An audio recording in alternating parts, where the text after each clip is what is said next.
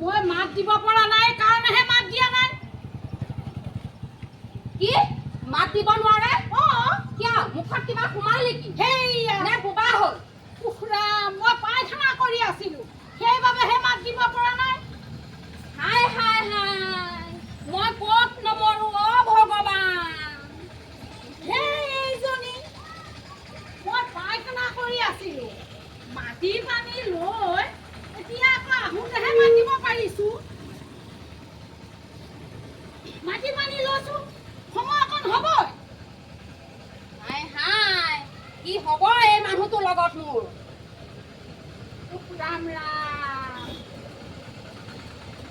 হেৰৌ, তই এইবিলাক কি কৈ আছ? নকওঁ কিয়? তোক কিয় চিঞৰি আছিলি? এতিয়া এতিয়া দেখিছ মইহে তেটো ফালি আছো। এইটো ফালি আছ তোক? এই আহুজা হলটো বজাই বজি আছে। এই মানুহটোক মই বুজাই বঢ়াই বলে নোৱাৰিলো আৰু। আগতে আহি পেলাই শান্তিলে আগতে হে ৰাম, সাত পুৰুষ গ'ল সেই মাটি পানী লওঁতে, এতিয়া আকৌ তই কি কথা ক'বলৈ আহিছ?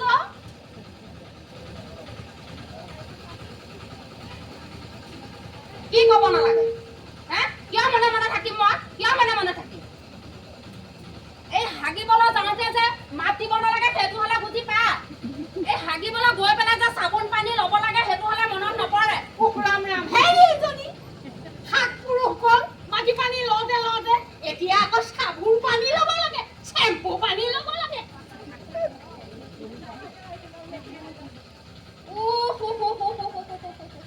মই কতে মৰি নাযাওঁ। কোন আছাহঁতও? মোক এই মানুহটোৱে দেখিছো পাগল কৰিহে মাৰিব। সেইজনী মনে মনে থাক, মই ক'লা নহয় নহয়।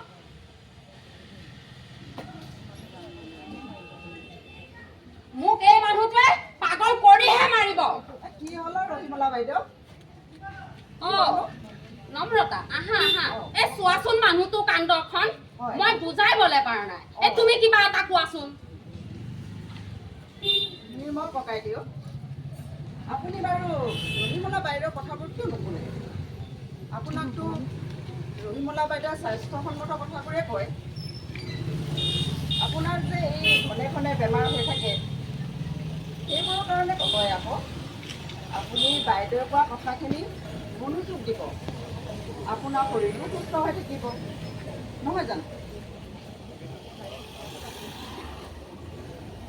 এতিয়া বাইদেউ কোৱা কথাখিনি কাণত সোমাইছে নে না? হ'ব দে, হ'ব।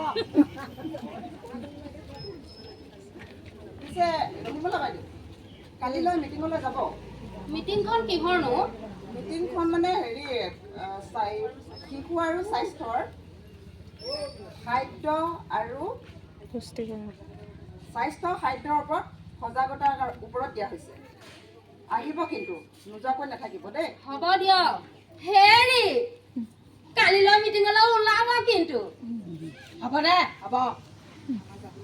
আমাৰ যাবলৈ নাই, কোন ক'ত যাওঁ গৈ থাকিবি।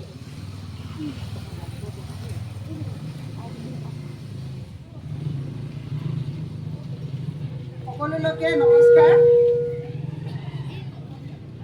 আজি সভাত উপস্থিত থকা প্ৰতিগৰাকী প্ৰসূতি আৰু গৰ্ভৱতী মাতৃক ইমান গৰমতো কষ্ট স্বীকাৰ কৰি অহাৰ বাবে মোৰ ফালৰ পৰা প্ৰণাম জনাইছোঁ। আজি সভাখনৰ মূল বিষয়বস্তুটো হৈছে পোষণ মানে পুষ্টি। 1 ছেপ্টেম্বৰৰ পৰা 30 ছেপ্টেম্বৰলৈ এই মাহটো পোষণ মাহ হিচাপে আমাক পালন কৰিবলৈ দিছে। গতিকে আমি তাৰ ওপৰত সংগতি ৰাখিয়ে আজি এই সভাখন আয়োজন কৰা হৈছে। এতিয়া ইয়াৰ ওপৰত বক্তব্য ৰাখিবৰ বাবে আজি আমাৰ মাজত উপস্থিত থকা অংগনবাড়ীৰ ছুপাৰভাইজাৰ শ্ৰদ্ধাৰ কস্তুৰী বাইদেউ দুআষাৰ বক্তব্য ৰাখিবৰ বাবে মই অনুৰোধ জনাইছোঁ। সকলোলৈকে নমস্কাৰ। পোষণ হৈছে গৰ্ভৱতী আৰু প্ৰসূতি মহিলাৰ খাদ্য তালিকাখনেই আমি মন কৰিব লাগিব। আচলতে আজিকালি মহিলাক